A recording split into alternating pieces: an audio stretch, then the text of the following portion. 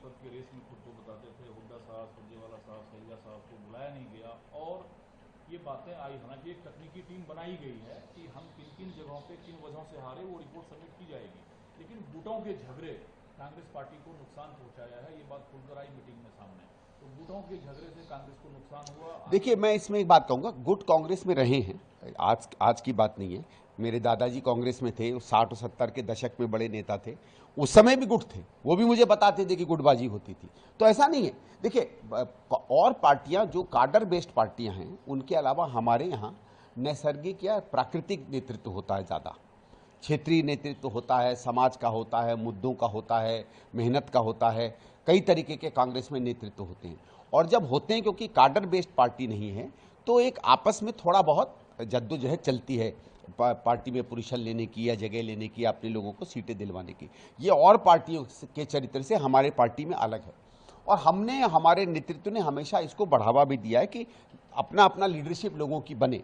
जब लीडरशिप बनती है, ज़्यादा लीडर होते, तो थोड़ा उनमें इस तरीके की खिंचाव होता है। तो हम ये नहीं कहेंगे कि कोई भी चुनाव ऐसे हुआ हो जहां सब 100% एक साथ हुए हों, लेकिन एक बैलेंस होता है। एक होता है हम अपने हित के लिए, अपने कार्यकर्ताओं के हित के लिए, अपने समर्थकों के हित के लिए लड़ें, उनके लिए जगह लें, उनको टिकट दें।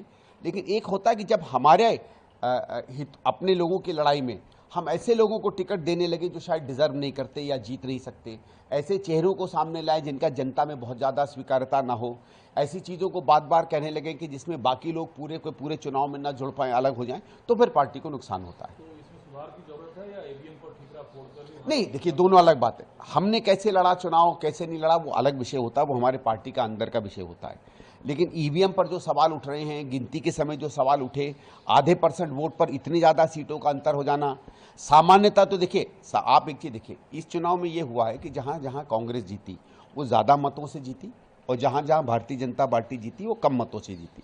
और तभी आधे % में 20% से ज़्यादा सीटों का अंतर तभी हो सकता है।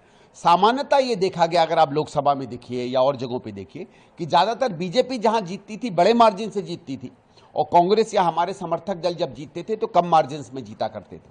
तो हरियाणा में ये कहानी पलट कैसे गई, और इसलिए हम लोगों को संदेह होता है। क्योंकि देखिए, ईवीएम ऐसा तो है नहीं कि कोई 5 लाख से जीत रहा है तो उसको हरवा देगा।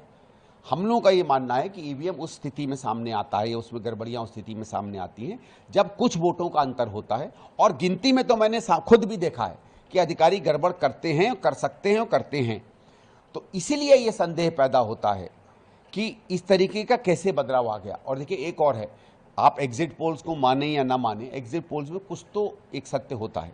सारे पोल एक तरफ बता दें, ऐसे ऐसे टीवी चैनल जो मतलब अगर प्रधानमंत्री सवेरे को रात कह दें तो वो दिन भर कहते फिरते हैं कि रात है, वैसे टीवी चैनल भी कांग्रेस को जिता रहे थे। तो ये तो नहीं हो सकता है कि एग्जिट पोल की पूरी साइंस ही बिल्कुल बेकार थी। सर, रतन टाटा जो